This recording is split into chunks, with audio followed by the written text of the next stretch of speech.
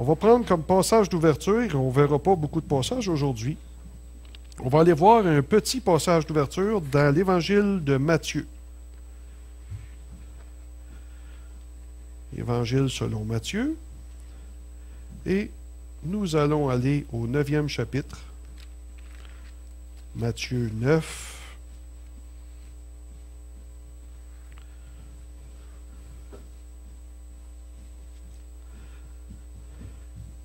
Et la fin du chapitre 9 nous dit ceci au verset 36.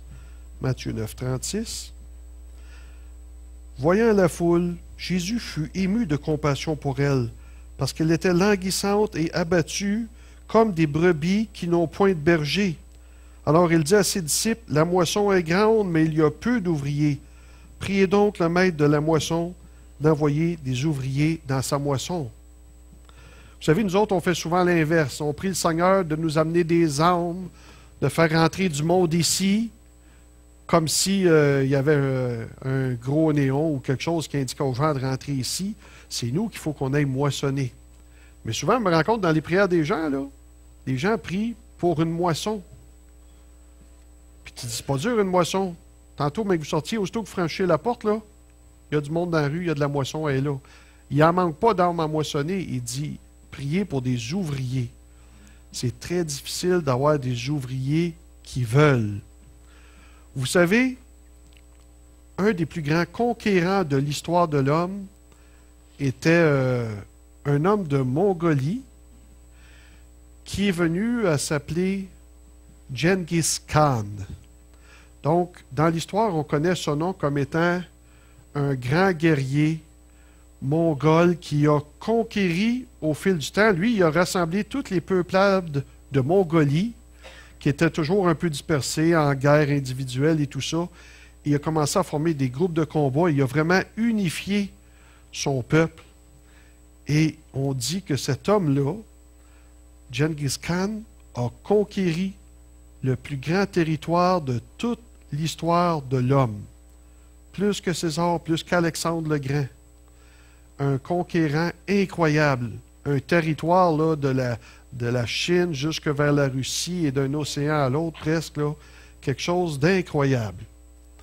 Et c'est un nom très craint, le nom de Genghis Khan.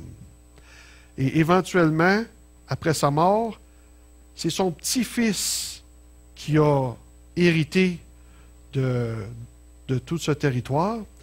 Et lui, cet empereur-là, s'appelait Kublai Khan.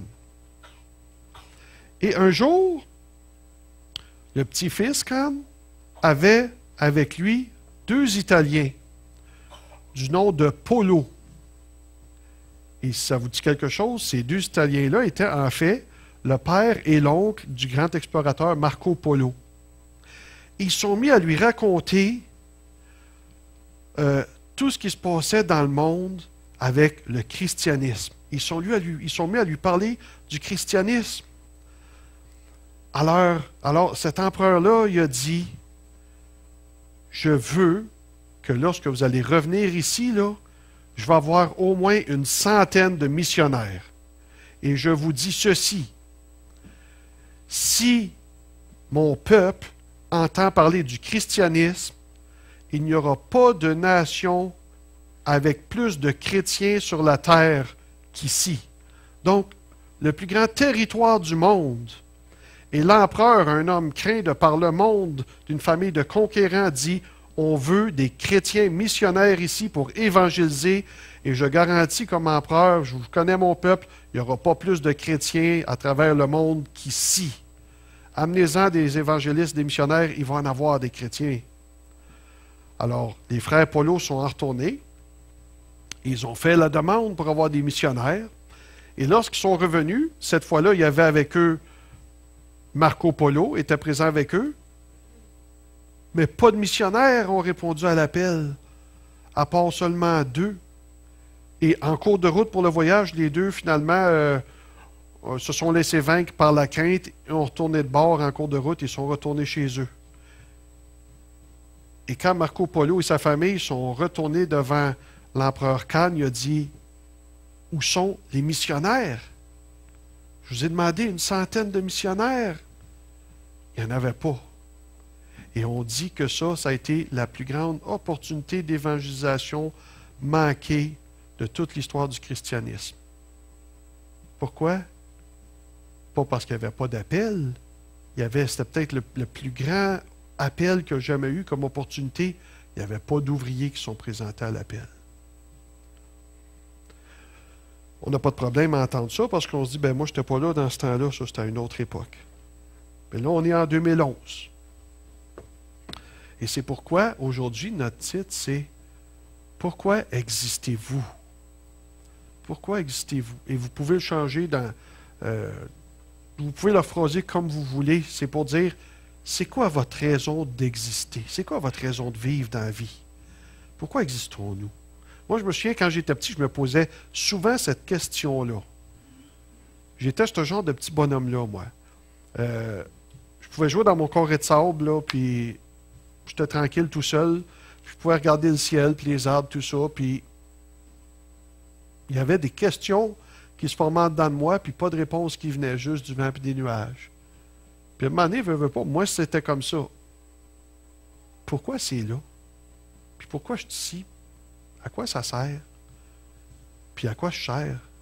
Moi, c'était comme ça. Ce n'est pas tous les enfants qui se posent la question, mais je sais que plusieurs personnes m'avouent qu'eux aussi se sont posé la question à un moment donné, un jour ou l'autre de leur vie. Savez-vous pourquoi on se la pose plus quand on est petit?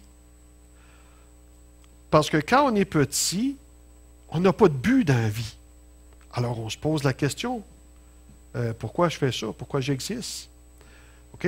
Quand tu es bébé, tu as toujours quelque chose à faire. Ça ne paraît pas. Quand tu es bébé, là, ton cerveau est vierge, là, et là, il reçoit des données et il apprend des choses incroyables. Apprendre à marcher, il n'y a pas encore une machine qui est capable d'apprendre à marcher comme un être humain.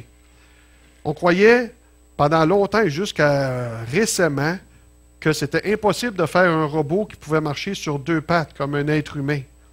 Mathématiquement et tout ça, on croyait que c'était impossible à cause des questions d'équilibre, tout ça. Aujourd'hui, ils ont réussi, mais ça ne marche pas tout à fait comme un être humain quand même. Pour marcher comme un être humain, avoir le sentiment d'équilibre, ça prend un cerveau qui calcule des choses incroyables qu'on ne peut pas figurer en nous. Quand un bébé apprend à marcher, là, c'est toute une affaire qui se passe en lui. Ça nécessite beaucoup. Un bébé commence par apprendre à marcher. Il explore, il apprend. Tout est une éponge, il apprend tout. Mais non, pas ça dans ta bouche, ça ne se mange pas. Ah, il apprend tout. Il n'arrête pas d'apprendre. Donc, son but, il explore. Sans le savoir, sans le vouloir, inconsciemment, il explore tout. Il apprend à marcher. Ensuite, il apprend à vous copier. Bla, bla, bla, bla. Non, pa. Ben, il parle. Il apprend beaucoup. Un coup qu'il sait marcher et qu'il sait parler et que là, il commence à modérer d'apprendre par lui-même, on le prend, puis là, on le rentre à l'école. Puis là, ça ne devient plus une liberté pour lui, ça devient un devoir. Là, on t'impose d'apprendre à lire et à écrire. Là, c'est du travail. Parce qu'avant, ça venait tout seul. Là, c'était le fun. On explorait, on déchirait. Mais là, on t'impose. Tu dois travailler. C'est plus un but, ça lui est imposé. Puis là, si vous êtes comme, hein, vous savez, quand au début, on vous a appris, là, vous étiez à l'école, on vous enseignait un cours d'histoire, vous étiez comme, hein, qu'est-ce que ça va me donner, moi, d'envie de savoir ça? De savoir qu'à Granby, là, le premier magasin général a été fait en 1838, ou ça va me donner quoi d'envie d'apprendre ça? Tu n'es pas intéressé à ce qu'on t'apprend, et là, tu n'as plus de but. Donc, quand tu es jeune et tu commences à être un peu autonome, là, à savoir réfléchir, parler, marcher, jouer dans ton carré de sable, tout d'un coup, il y a moins de but. Là, tu regardes, tu cherches d'autres choses à explorer. Puis là, peut-être, c'est normal, tu regardes autour, tu te dis, pourquoi c'est là? Tu as demandé à ton père, peut-être un peu plus jeune, c'est quoi ça? Ça, c'est le soleil. Pourquoi? Pour nous éclairer. Pourquoi? À un moment donné, là, quand tu as eu pas mal de pourquoi, tu commences à te demander à toi-même, pourquoi? Pourquoi je suis là? Et plus tard, tu vas grandir, puis là, tu vas retrouver des buts dans la vie. Les petites filles, hein, Pierre, à un moment donné, ta première blonde, là, hein, puis peut-être vouloir avoir un métier. Et là, tu retrouves des buts dans la vie. Et pourquoi? Bien, parce que c'est essentiel pour l'être humain d'avoir un but dans la vie. C'est de savoir c'est quoi notre but dans la vie. Et vous, comme chrétien, je vous pose la question, avez-vous un but dans la vie? Et après vous l'avoir posé individuellement, je nous la pose en tant qu'Église. Hein? Est-ce qu'on a un but comme Église. Qu'est-ce que la vie sans un but? C'est quand on n'a plus de but dans la vie, des fois, qu'on se retrouve à se poser la question, pourquoi j'existe? Ou quand tu n'as plus de but, les gens qui n'ont aucun but dans la vie sont souvent malheureux. Et vous savez, le passage qu'on vient de lire, où ce que Jésus est vraiment touché dans son cœur, puis il a de la compassion parce qu'il voit des gens qui sont languissants et abattus, comme des brebis sans berger. Le but d'une brebis, la vie naturelle d'une brebis, dans son nature, c'est de se tenir en groupe. Et puis, c'est pas par elle-même, c'est pas un animal qui a un but, beaucoup une brebis. Ça se tient en groupe, ça essaye de survivre, puis ça n'a pas vraiment un but d'immigrer des pays chauds l'hiver, puis de savoir où ça s'en va comme ça, là. Comme des saumons, eux autres, ils ont un but, ils frayent pour aller se reproduire à un certain moment donné. La brebis a besoin d'un berger.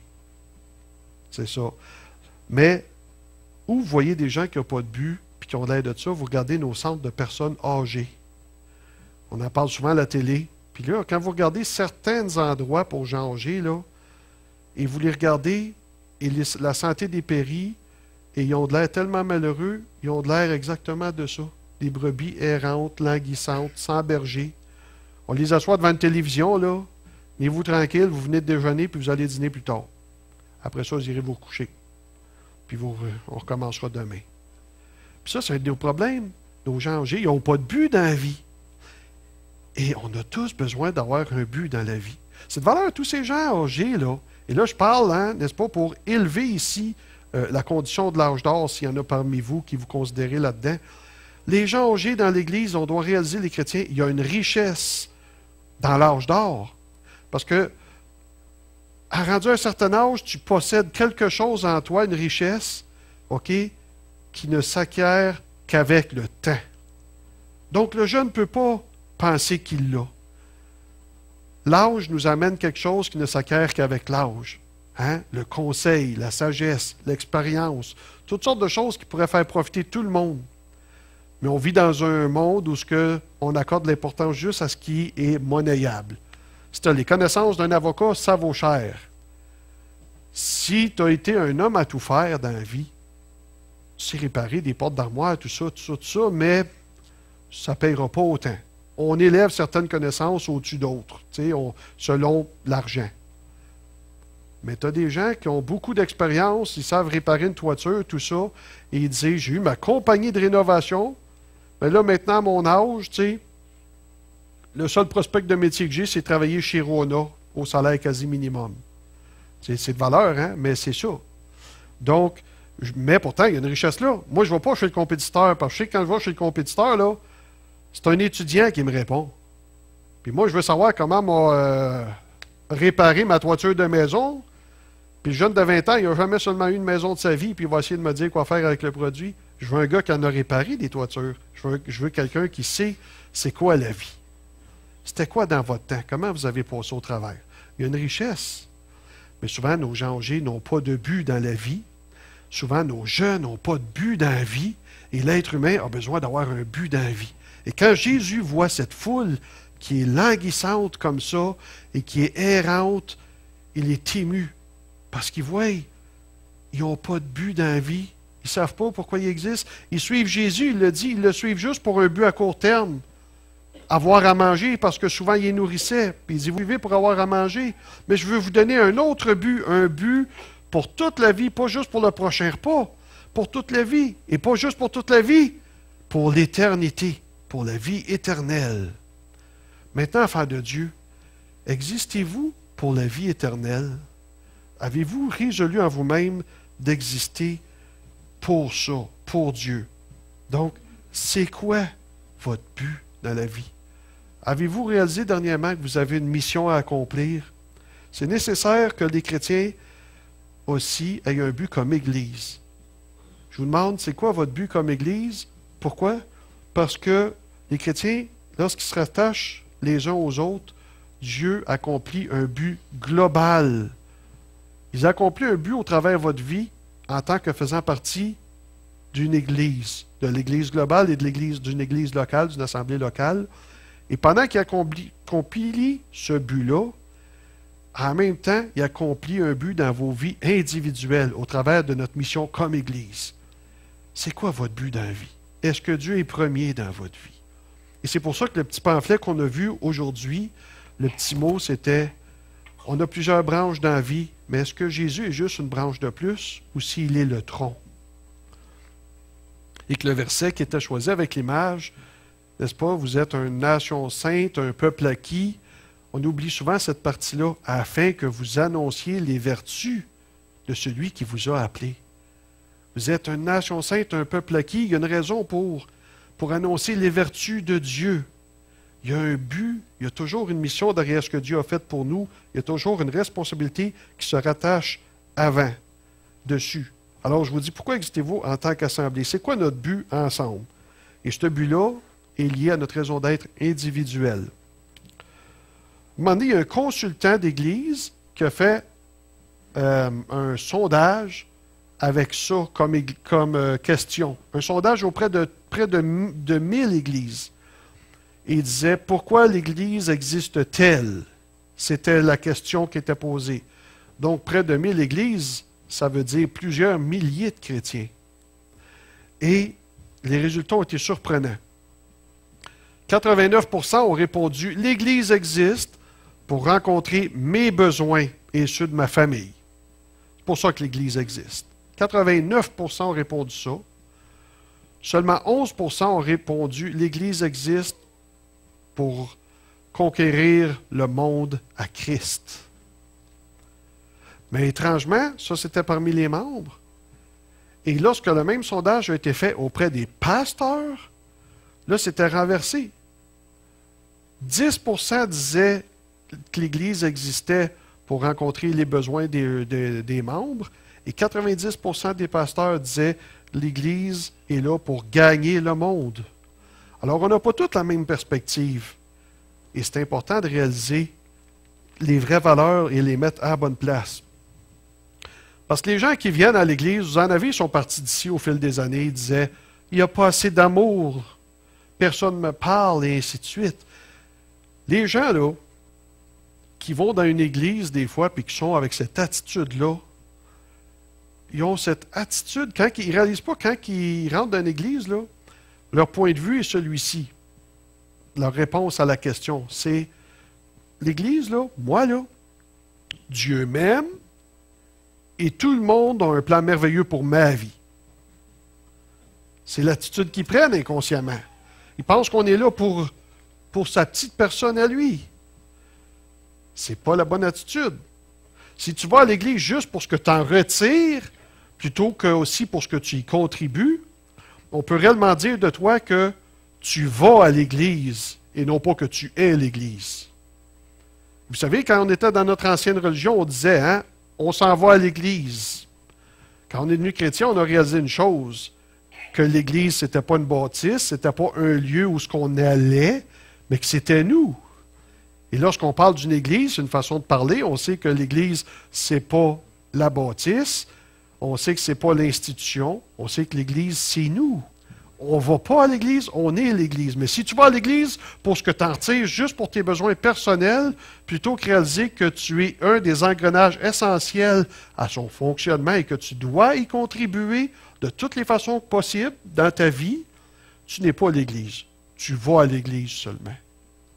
C'est important qu'on réalise ça. Je ne veux pas aller à l'Église. Je veux être part intégrale de l'Église. J'ai été choisi pour ça. Et lorsque vous avez donné votre vie au Seigneur, est-ce que c'était pour ça? Moi, j'ai été choisi pour ça, et j'ai choisi ça lorsque j'ai donné ma vie à Dieu. On dit on a donné notre vie à Dieu. Mais souvent, après, on vit d'une façon que, es-tu vraiment à Dieu? Es-tu un peu à Dieu? Es-tu à Dieu le dimanche matin, en tout cas? Hein? C'est vrai, pourquoi vous êtes ici ce matin? Vous pourrez vous poser la question, pourquoi vous êtes ici? Vous auriez pu rester chez vous, faire la grasse matinée. Hein? Il n'y avait rien de bon à TV. Vous avez une raison pour être ici. À tous les dimanches. Ah, il y a des dimanches, ça va bien, il fait beau, on se lève de bonne heure, puis on passe une bonne dimanche. Après ça, on va aller au restaurant. Ça.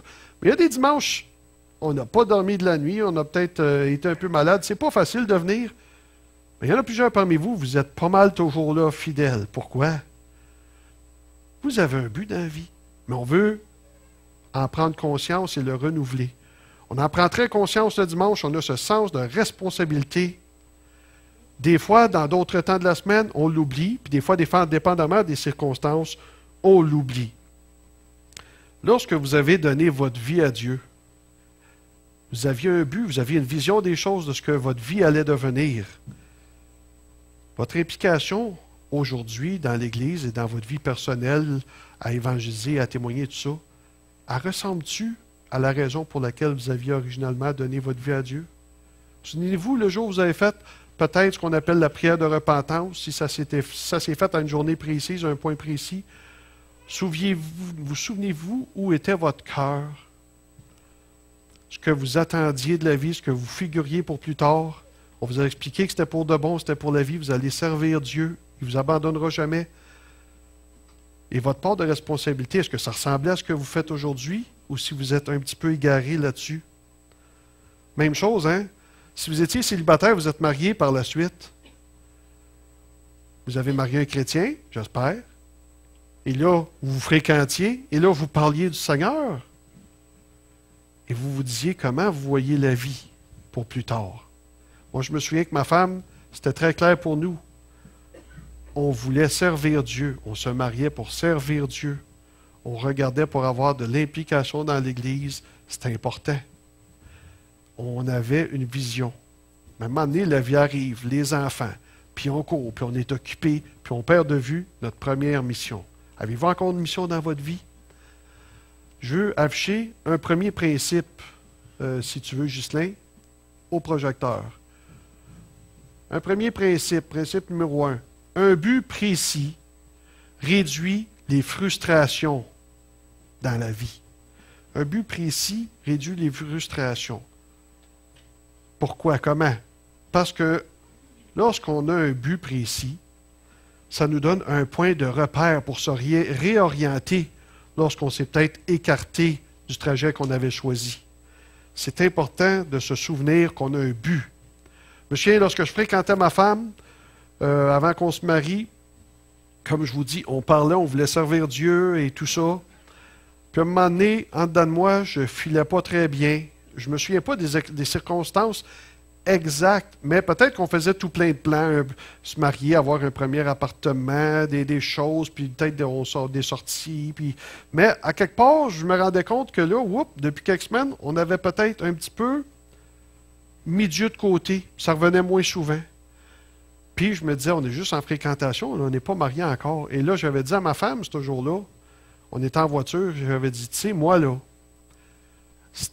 c'est important pour moi. Moi, il faut que j'aime Dieu plus que la femme que je vais marier. Il faut que Dieu passe en premier.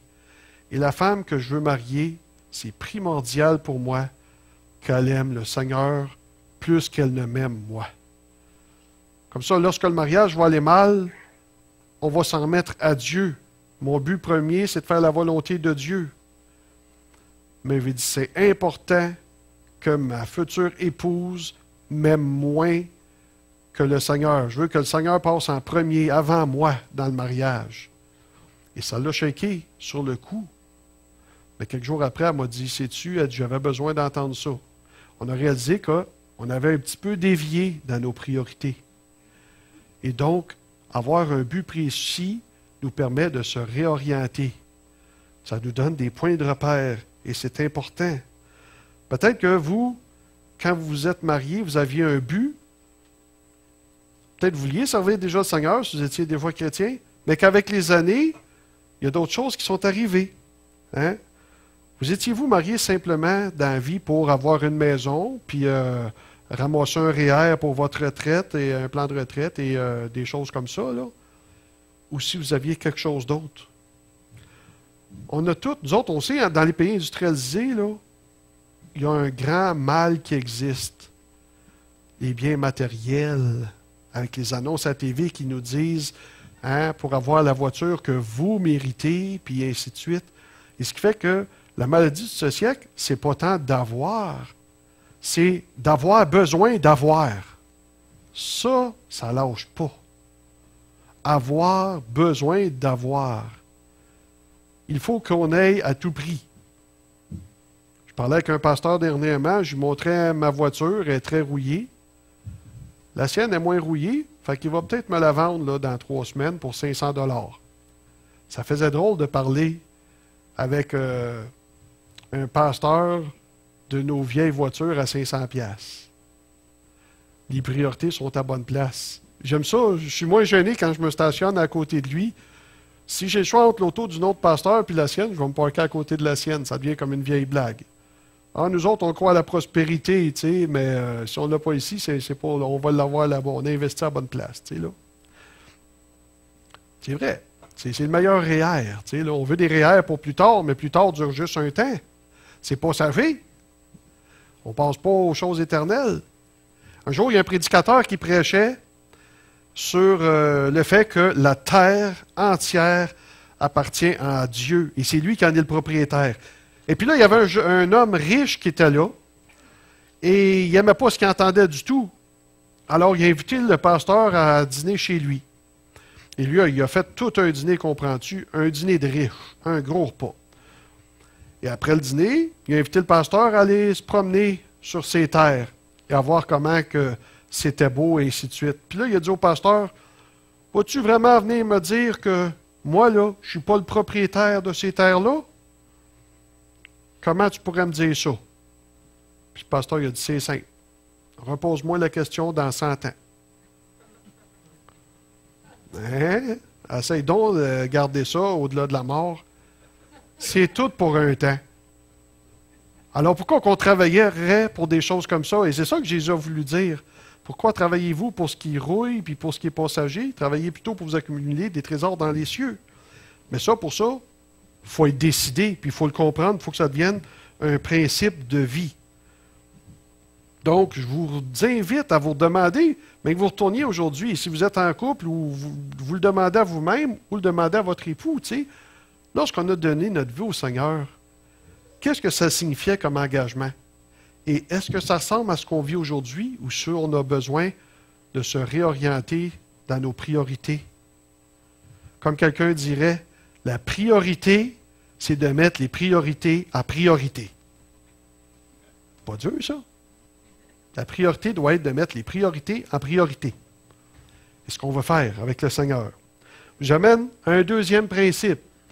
Un but ou une mission aide à rester concentré sur les priorités de Dieu pour nous. Très important. Donc, c'est l'importance des priorités. Vous savez, restez concentré. Vous prenez la lumière. On en a plusieurs ici. On a ce faisceau-là. On a les néons. Les néons diffusent la lumière d'une façon plus large. Et puis avec les petits plastiques, là, tout cabossé par-dessus, ça sert à l'orienter encore plus, de façon encore plus diffuse. Quand la lumière n'est pas concentrée comme ça, lorsqu'elle rencontre un objet solide, même si c'est juste une feuille, elle rebondit dessus.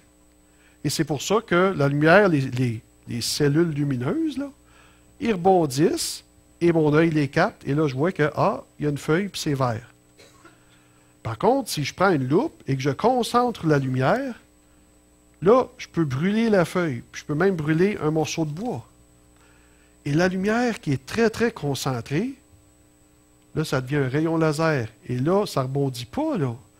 Là, ça va passer pas au travers de la feuille, ça peut, avec assez de force lumineuse, si c'est assez concentré, ça va passer au travers d'un beam d'acier.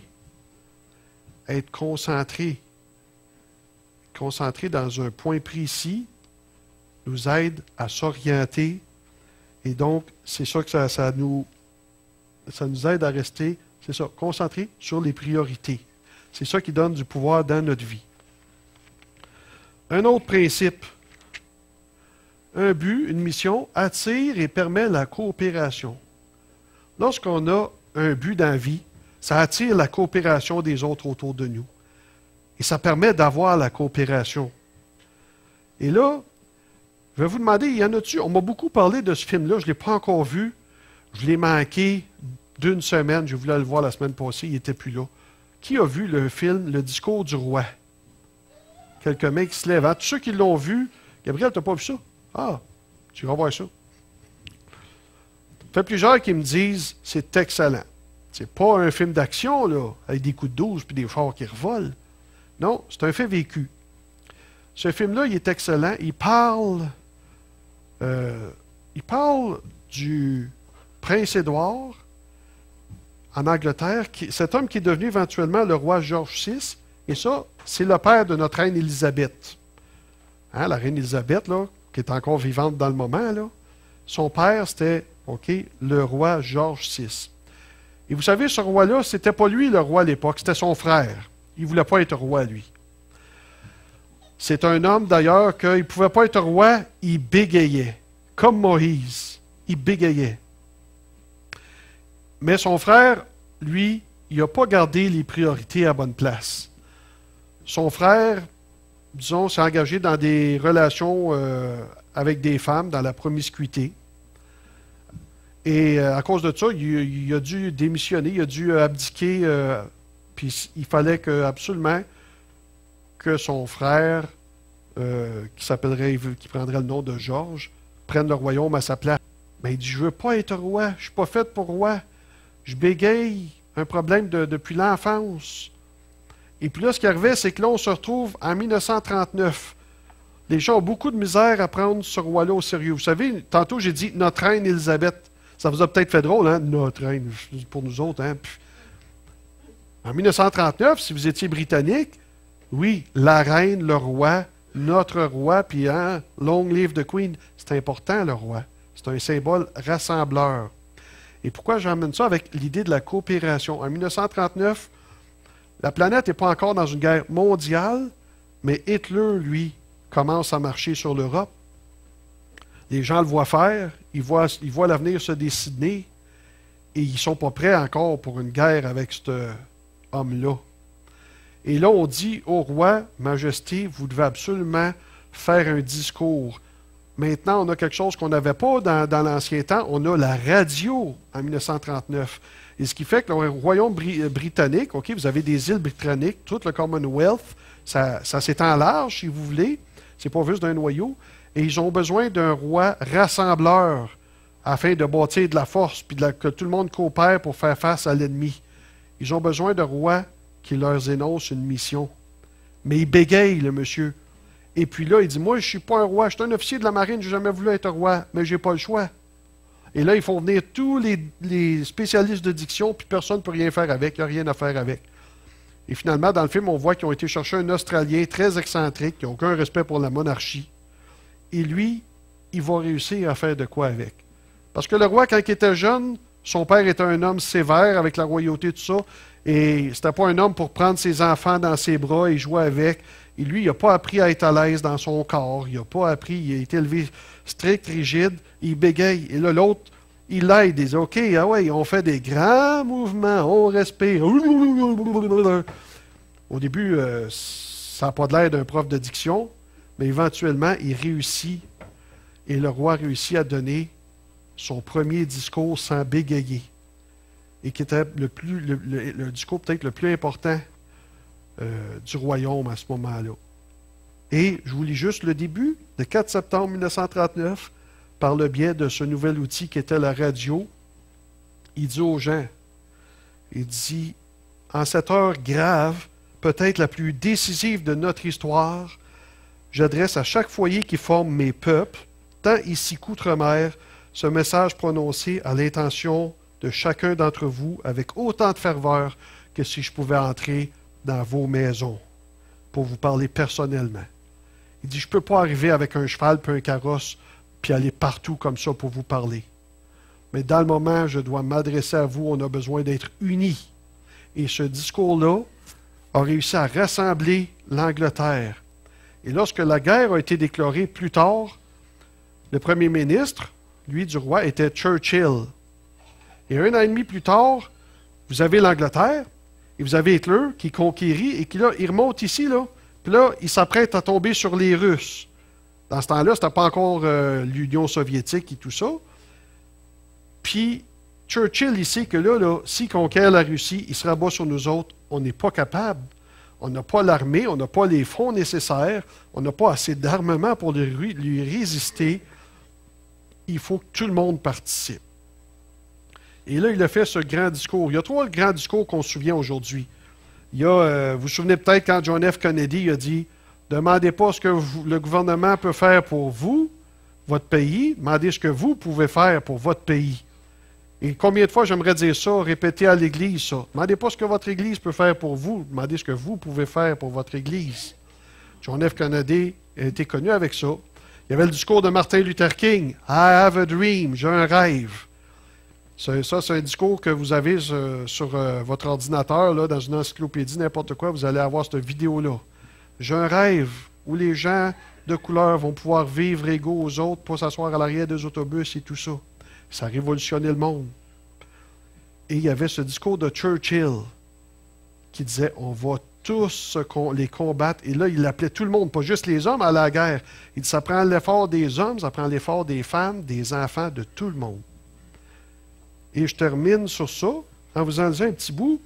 Ça ici, c'est les meilleures citations de Sir Winston Churchill. J'aime bien ce petit livre-là. Il y a toutes sortes de phrases que Churchill a dit. Il y en a des humoristiques, hein, où il dit « Je me contente aisément de ce qu'il y a de mieux. » Pas pire. Puis il en a dit des très intelligentes. Il en a dit quelques arrogantes. Mais dans l'ensemble, c'est bien. Et ce discours très connu, où il prend toute l'Angleterre, il la réunit devant un but et une mission. Et ça, c'est le discours qu'on dit qui a changé la face de la guerre, le point de départ. Et là, il dit au peuple, « Nous n'avons qu'un seul but, qu'un seul et irrévocable dessein. Nous sommes résolus à détruire Hitler et tous les vestiges du régime nazi. De cela, rien ne nous détournera, absolument rien. » Ils pouvaient mettre à la place d'Hitler, là, vous pouvez mettre le péché, vous pouvez mettre Satan. Jamais nous ne parlementerons, jamais nous ne négocierons avec Hitler, ni avec personne de sa clique. Nous le combattrons sur terre, nous le combattrons sur mer, nous le combattrons dans les airs jusqu'à ce que, avec l'aide de Dieu, nous ayons débarrassé le monde de son ombre et libéré les peuples de son joug. Tout homme, toute nation qui poursuivra la lutte contre le nazisme aura notre appui. Tout homme, toute nation qui marchera avec Hitler sera notre ennemi. Nous adjurerons tous nos amis alliés dans toutes les parties du monde de choisir la même voie et de la suivre, comme nous le ferons nous-mêmes, loyalement et résolument, jusqu'au bout. Et là, suite à ça, il s'est passé quelque chose. Il a unifié, il y a eu la coopération de tout le monde.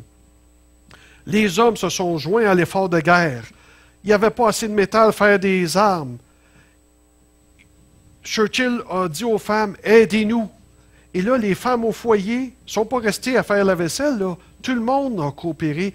On dit que les femmes trouvaient des vieux chaudrons, des vieilles casseroles, tout le métal qu'ils pouvaient, amener ça pour qu'on le fonde et qu'on puisse s'en servir comme métal pour faire des armes, parce qu'il n'y avait pas le temps d'aller extraire du métal, puis il n'y avait pas l'argent pour aller chercher du métal lorsqu'il n'y en avait pas, pour essayer de se faire une armée assez vite, tout ça. Et pour faire ces armes-là, ça prenait des usines, mais les hommes étant au combat, il n'y avait plus assez d'hommes pour travailler dans les usines. Les femmes ont commencé à travailler dans les usines, et aujourd'hui, à cause de ça, c'est probablement une des raisons pourquoi nous, ici, on peut parler en français plutôt qu'en allemand.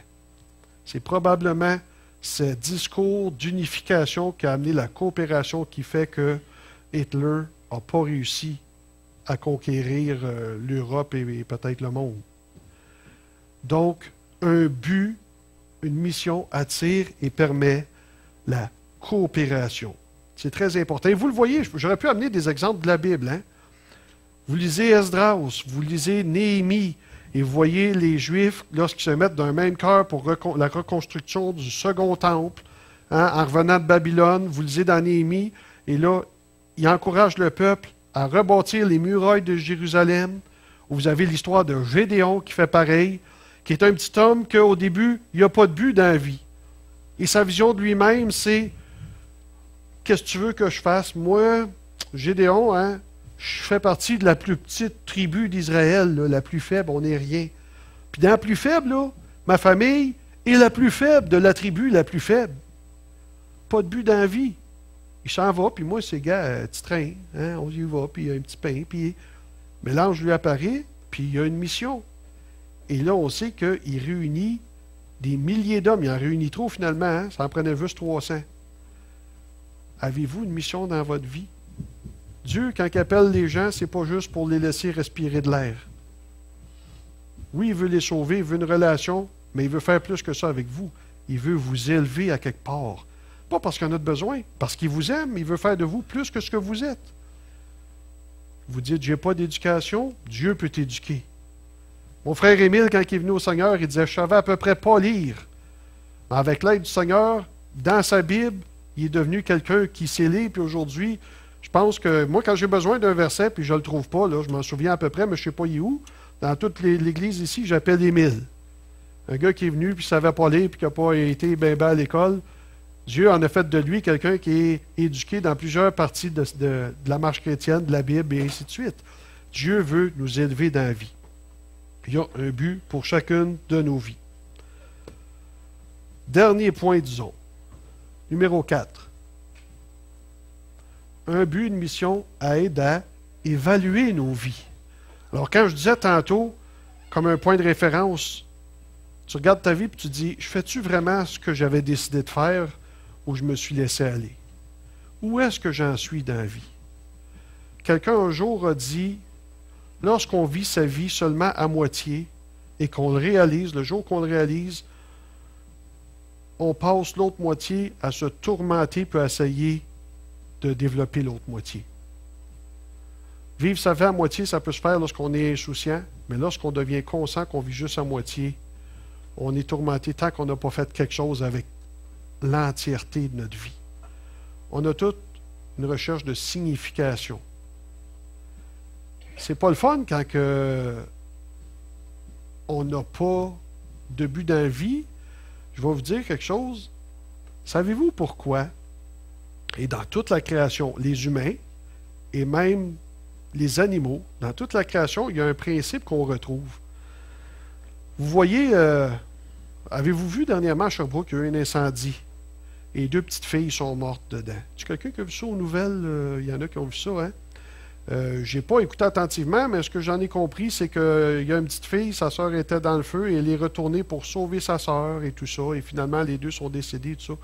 Et vous savez, quand vous arrivez dans une scène de feu comme ça, souvent, là, les pompiers, s'ils voient qu'il n'y a rien à faire, qu'il est trop tard, s'ils savent qu'ils peuvent sauver, ils vont, mais s'ils voient que c'est impossible, ils ne vont pas. Mais très souvent, si les parents sont sortis, il faut que les pompiers retiennent les parents de retourner dans le feu. Un père ou une mère, souvent, va retourner dans le feu et va risquer sa vie pour sauver celle de son enfant.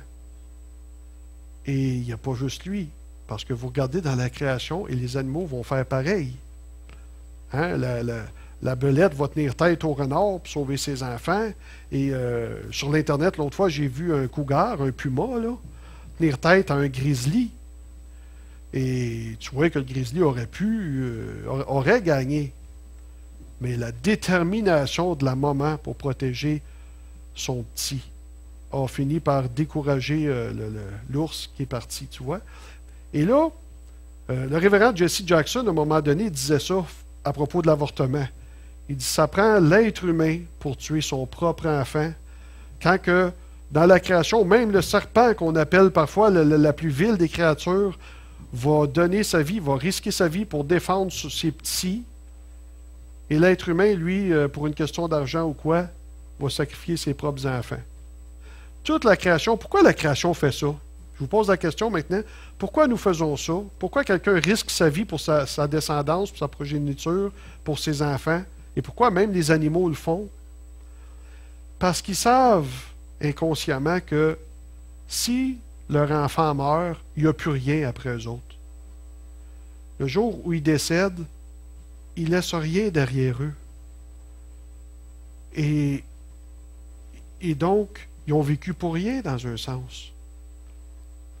Au sens purement terrestre. Je vois l'autre fois, je visitais, j'aime ça, parfois je visite des cimetières, et quand vous regardez les pierres et les années et les choses, vous pouvez voir toutes des histoires. Et là, je regardais des gens, tu vois, c'était des immigrés arrivés ici, comme immigrés, avaient eu des enfants, finalement sont décédés jeunes, donc probablement de maladie, parce que dans les années 1800, la médecine n'étant pas ce que c'était aujourd'hui, tout ça. Mais ce qui est malheureux, c'est que tu te rends compte que quelques années plus tard, les enfants aussi sont décédés jeunes et n'ont pas eu d'enfants. Et ce qui veut dire que ces immigrés-là qui sont venus ici aujourd'hui n'existent plus nulle part, n'auront jamais aucune place dans aucun livre. Aucun enfant se remémorera d'eux autres. Il n'y aura personne qui va les retrouver dans un arbre généalogique. Ils ne sont plus finalement que des noms sur une pierre tombale.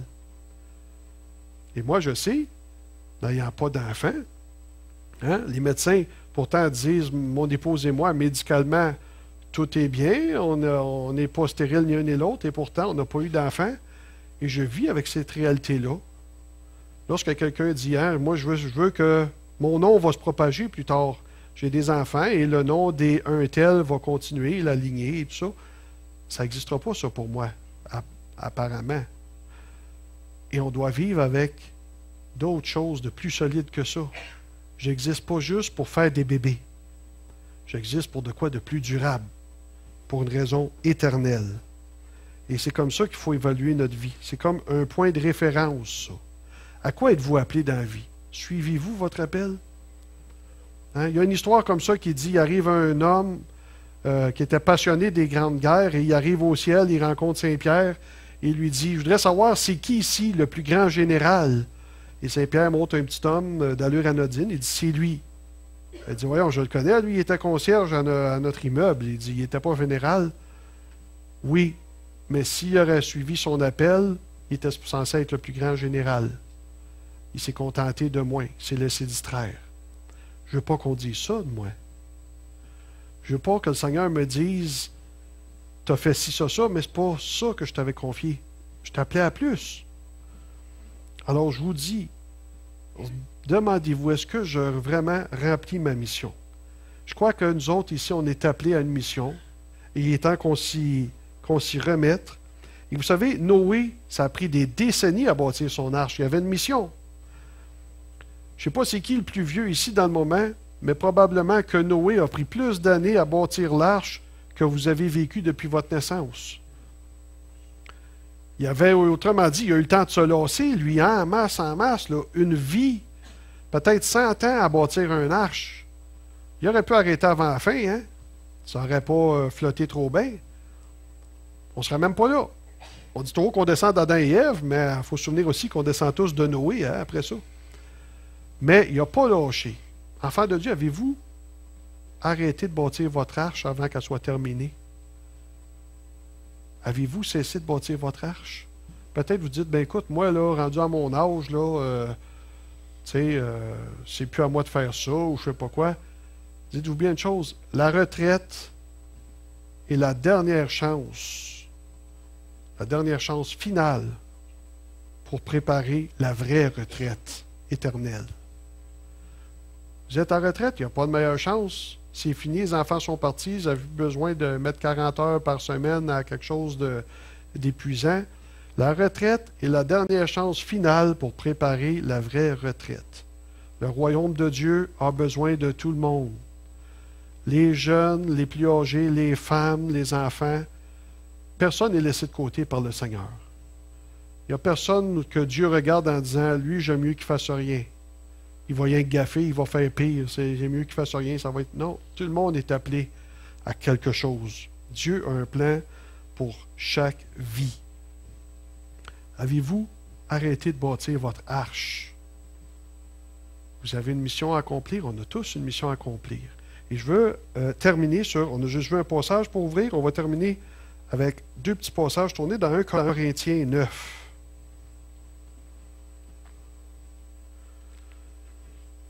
Première épître aux Corinthiens pour débuter, et on s'en va au chapitre 9. Et on sait que celui qui a le ministère le plus détaillé dans la Bible, je pourrais peut-être en nommer deux. Il y a eu Moïse, et qu'on sait qu'il bégayait lui-ci, mais il a fait sa mission jusqu'à la fin, sa mission qui était de conduire ce peuple-là à la terre promise. Et quand tu apprends que, parce qu'ils sont trop malcommodes, ils vont tourner 40 ans dans le désert en rond, fait qu'il va falloir attendre après eux autres 40 ans dans le désert, mais que ta mission ne s'arrêtera pas là, il faut quand même que tu patientes 40 ans pour les mener à la terre promise pareil, alors que ça devait prendre 3 semaines maximum. Puis il les a menés à la terre promise. Il a été jusqu'au bout de sa mission. L'autre ministère, c'est sûrement Paul, qui lui fonctionnait sur la même alliance que nous. Et qu'est-ce que Paul disait de sa vie? Lui qui avait tant fait, dans 1 Corinthiens 9, on lit à partir du chapitre 22, il dit, « J'ai été faible avec les faibles afin de gagner les faibles. Je me suis fait tout à tous afin d'en sauver de toute manière quelques-uns. Je fais tout à cause de l'Évangile afin d'y avoir part. Ne savez-vous pas que ceux qui courent dans le stade courent tous, mais qu'un seul remporte le prix? Courez de manière à le remporter. Tous ceux qui combattent s'imposent toute espèce d'abstinence, et ils le font pour obtenir une couronne corruptible, mais nous faisons-le pour une couronne incorruptible. Moi donc, je cours, non pas comme à l'aventure, je frappe non pas comme battant l'air, mais je traite durement mon corps et je le tiens assujetti, de peur d'être moi-même désapprouvé après avoir prêché aux autres. » Avec tout ce qu'il avait fait, il disait, il n'est pas question que je me relâche. Pas question que je me relâche. Et avancer à Philippiens. 4 livres plus loin, ça. Philippiens. Et dans la même veine, encore Paul qui parle au 3e chapitre, Philippiens 3.